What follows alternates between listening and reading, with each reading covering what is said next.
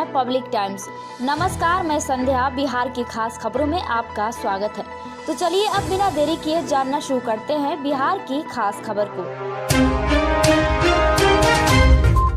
अगर offline course में नामांकन नहीं ले पाए हैं या फिर राज्य से बाहर देश के टॉप डीम्ड प्राइवेट स्टेट व सेंट्रल यूनिवर्सिटी से पढ़ाई करना चाहते हैं तो घर बैठे ही ऑनलाइन मोड में फुल फ्लेज्ड कोर्स में नामांकन ले सकते हैं।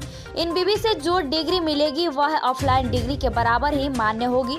रेगुलेशन 2020 के अंतर्गत यूजीसी ने 7 ऐसे विश्वविद्यालयों को ओपन एंड डिस्टेंस लर्निंग तथा ऑफलाइन प्रोग्राम संचालित करने की मान्यता दी है।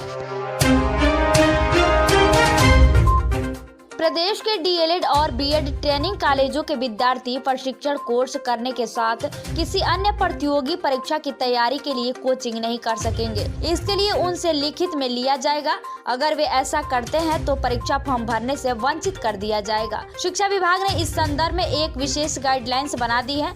शोध एवं प्रशिक्षण निदेशक डॉक्टर विनोदानंद झा के हस्ताक्षर से इस आशय के दिशा निर्देश प्रदेश के माध्यमिक, प्राथमिक, क्षेत्रीय उप शिक्षा निदेशक और जिला शिक्षा अधिकारियों से कह दिया गया है। जारी गाइडलाइंस में विद्यार्थियों को 2 टूक बता दिया गया है कि वे अनिवार्य तौर पर क्लास करें। फुल टाइम टीचिंग कोर्स होने की वजह से इस दौरान वह कोई दूसरी पढ़ाई नहीं कर सकेंगे।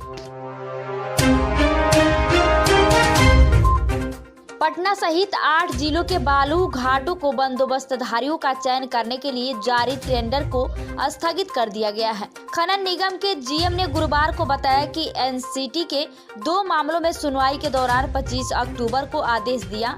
इसके आलोक में टेंडर स्थगित किया गया है। इन जिलों में बालू खनन करीब 7 महीने से बंद है, जिसके बाद से इन जिलों में लोगों को 2 से 3 गुनी कीमत पर बालू खरीदना पड़ रहा है। फिलहाल 1 अक्टूबर से 8 जिलों नवादा, अरवल, बंका, पूर्वी चंपारण, मधेपुरा, किशनगंज, वैशाली और बक्सर में बालू खनन जारी है। दरअसल पुराने बंदोबस्तधारियों ने खनन राजस्व बढ़ने के बाद बालू घाटों का संचालन करने से मना कर दिया था। बिहार के बेगूसराय जिले के रहने वाले कुमार सौरभ सोनी टीवी पर प्रसारित होने वाले शो कौन बनेगा करोड़पति में 25 लाख रुपए जीतने में सफल रहे। गुरुवार को प्रसारित एपिसोड में उन्होंने 13वें सवाल का जवाब देकर यह राशि जीती। 14वें सवाल पर उन्होंने खेल छोड़ दिया। इससे पहले बुधवार की रात प्रसारित इस शो के एपिसोड के अंत तक कुमार सौरभ ने 12वें सवाल का जवाब देकर 12,50,000 रुपए जीत चुके थे। मुजफ्फरपुर से एक बड़ी खबर सामने आ रही है। मुजफ्फरपुर के सरैया के रेपुरा गांव में गुरुवार की रात संदिग्ध स्थिति में 2 लोगों की मौत हो गई, जबकि शुक्रवार की सुबह तीसरे व्यक्ति की मौत हो गई। शुक्रवार की दोपहर में और 2 लोगों की मौत होने की सूचना मिल रही है। मौत से पहले ये तीनों किसी शराब पार्टी में शामिल हुए थे। आशंका जताई जा रही है कि जहरीली शराब के सेवन से मौत हुई है। पूर्वी चंपारण के घोरासन में रेल पटरी पर बम रखने के आरोप में गिरफ्तार गजेंद्र शर्मा की जमानत याचिका खारिज कर दी गई है। पटना उच्च न्यायालय की खंडपीठ ने एनआईए की विशेष अदालत को आदेश दिया है कि रोजाना इस मामले की सुनवाई करे और 1 साल के अंदर केस की सारी प्रक्रिया पूरी करे। पटरी पर कुकर बम रखने और रेल हादसे की साजिश रचने के आरोप में जेल में बंद गजेंद्र शर्मा की जमानत याचिका पर सुनवाई हुई। न्यायाधीश अश्वनी कुमार सिंह और पीबी वैजेंद्री ने आरोपित की जमानत याचिका को अस्वीकार कर दिया। वहीं एनआईए की विशेष अदालत को आदेश दिया कि वह इस मामले पर प्रतिदिन सुनवाई करे और 1 वर्ष के अंदर प्रक्रिया पूरी की जाए। पटना चकबंदी से जुड़ी समस्याओं की ऑनलाइन शिकायत दर्ज होगी, सुनवाई भी होगी।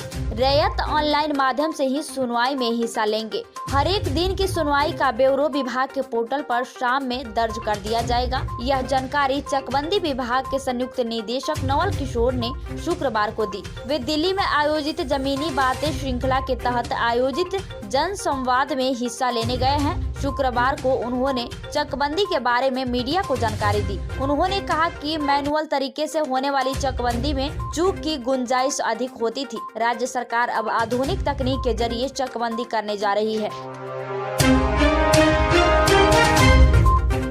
मुंगेर के बरियारपुर प्रखंड में स्थापित नए उच्च विद्यालय में शिक्षकों की नियुक्ति नहीं होने से यहां दाखिला लेने वाले छात्रों को काफी परेशानी का सामना करना पड़ रहा है। विद्यार्थियों व अभिभावकों का कहना है कि आखिर कब तक बहाली का इंतजार करना पड़ेगा। सरकार उच्च शिक्षा में बदलाव के लिए बड़े बड़े दावे कर रही है, लेकिन नए बनाए गए उच्च विद्यालय में शिक्षक ही नहीं है। विद्यार्थियों व अभिभावकों का कहना है कि नजदीक में विद्यालय खुल जाने के कारण उन लोगों को लगा था कि अब बच्चियों और बच्चों को दूर के विद्यालय भेजने से उन्हें छुटकारा मिल जाएगा तथा उनके पंचायत में ही खुले विद्यालय में उनके बच्चे शिक्षा ग्रहण करेंगे, लेकिन ऐसा किसी भी विद्यालय में शिक्षक की नियुक्ति नहीं की गई है, जिससे विद्यार्थी नामांकन कराने के बाद घर में बैठने को विवश है। अस्पताल की स्थिति यह है कि किसी प्रकार की बीमारी होने पर लोगों को निजी अस्पतालों पर निर्भर होना पड़ता है। आपातकालीन स्थिति में इलाज की सुविधा नहीं होने के कारण बार बार मधेपुरा रेफर कर दिया जाता है। इससे जिला मुख्यालय जाने के दौरान रास्ते में भी कई मरीजों की मौत हो जाती है। इसके बावजूद स्वास्थ्य प्रबंधन द्वारा ढूल मूल रवैया अपनाया जाता है। मुरलीगंज सामुदायिक स्वास्थ्य केंद्र में उचित सुविधा व उपलब्ध साधन के अनुसार लोगों का इलाज किया जा रहा है। अधिकांश लोगों को साधन के अभाव में निजी अस्पताल पर निर्भर रहना पड़ रहा है। कोरोना की दूसरी लहर में कोरोना संक्रमित करीब 10 लोगों को यहां जान गंवानी पड़ी थी। हज पर जाने के ख्वाहिशमंद लोगों के लिए खुशखबरी है। हज कमेटी ऑफ इंडिया ने हज 2022 को लेकर तैयारी शुरू कर दी है। इस बार सऊदी हुकूमत के द्वारा एक कोरोना गाइडलाइंस का पालन करते हुए हज अदायगी की जाएगी।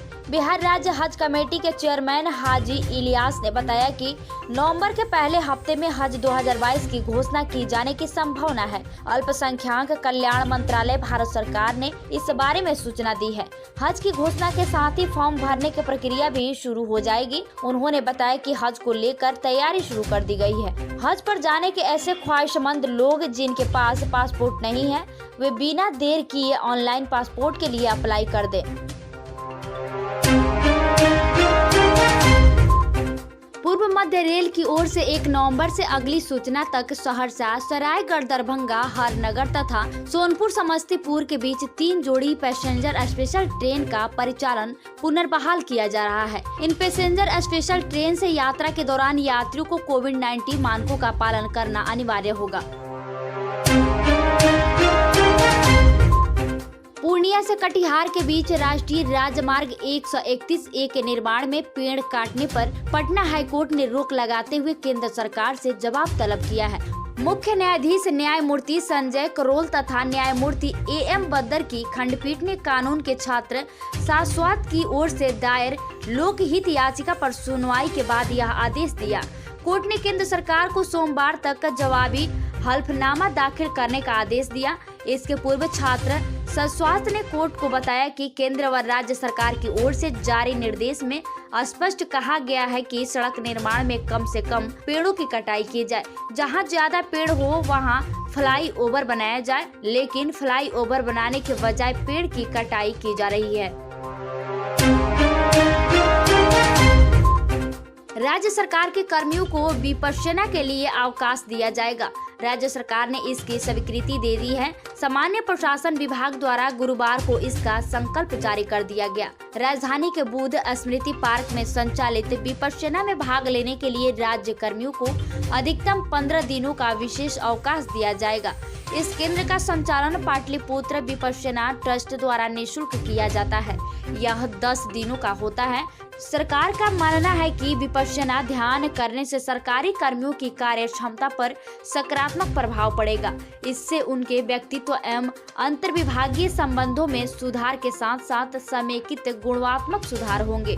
आवासीय विपश्यना के लिए विशेष अवकाश उन राज्य कर्मियों को दिया जाएगा जो पटना के बाहर स्थित कार्यालय से इनमें शामिल होने जाएंगे।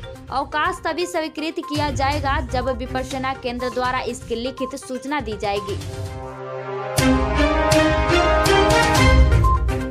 जिन पंचायतों को नगर पंचायत बनाया गया है वहां मनरेगा के तहत नई योजनाओं को शुरू नहीं किया जाएगा। यही नहीं, छोटी योजनाओं को दिसंबर तक पूरा करना होगा। पुल, PCC, सड़क आदि का तत्काल प्रभाव से रोकने का निर्देश दिया गया है। बकाये का भुगतान भी दिसंबर तक करने की हिदायत दी गई है। भागलपुर जिले में पीर पैंती के महेश राम, सबौर जगदीश के हबीबपुर और सुल्तानगंज के अकबर नगर पंचायत को नगर पंचायत बनाया गया है। मनरेगा आयुक्त सीसी खंडूजा ने सूबे के सभी डीएम सह जिला कार्यक्रम समन्वयकों को दिशा निर्देश जारी किया है। आरा जिले के भोजपुर में सुबह सुबह बड़ा हादसा हो गया है। जिले के पीरू अनुमंडल के देवचंद में शुक्रवार सुबह मॉर्निंग वॉक पर निकली महिलाओं को स्कॉर्पियो ने कुचल दिया। घटना में 4 महिलाओं की मौत हो गई है। महिलाओं को कुचलने के बाद चालक वाहन लेकर फरार हो गया है। चारों महिलाएं ओझवलिया गांव की रहने वाली थी। घटना के समय महिलाएं पीरू बहिया पथ पर देवचंदा पुल के पास टहल रही थी। मृत महिलाओं की पहचान वकील सिंह की पत्नी मोतीझारो देवी, बड़क सिंह की पत्नी मानती देवी, हरि प्रसाद सिंह की पत्नी उर्मिला देवी और अशोक सिंह यादव की पत्नी सरस्वती देवी के तौर पर हुई है। बिहार के सबसे बड़े जेल बेऊर कारागार समेत राज्य के सभी जिलों में बंद कैदी अब अपने परिजनों से मिल सकेंगे। जेल प्रशासन द्वारा कोरोना काल में लगाई गई रोक को हटाने का फैसला लिया गया है। यह फैसला गुरुवार को बेऊर जेल में बंद कैदियों के विरोध प्रदर्शन और अनशन के बाद लिया गया है। मिली जानकारी के अनुसार गुरुवार को बेऊर जेल में बंद सैकड़ों कैदियों ने अपनी मांगों को लेकर आंदोलनात्मक रवैये अख्तियार कर लिया और धरना के साथ ही अनशन पर बैठ गए। वे कैदी अपनी मांगों को लेकर जेल प्रशासन के खिलाफ जमकर नारेबाजी करने लगे। कैदी कोरोना के कारण जेल प्रशासन द्वारा परिजनों से फिजिकल मुलाकात पर रोक लगाई, रोक को हटाने की मांग कर रहे थे। तो ये थी बिहार की खास खबर। वीडियो के अंत तक बने रहने के लिए आपको बहुत बहुत धन्यवाद।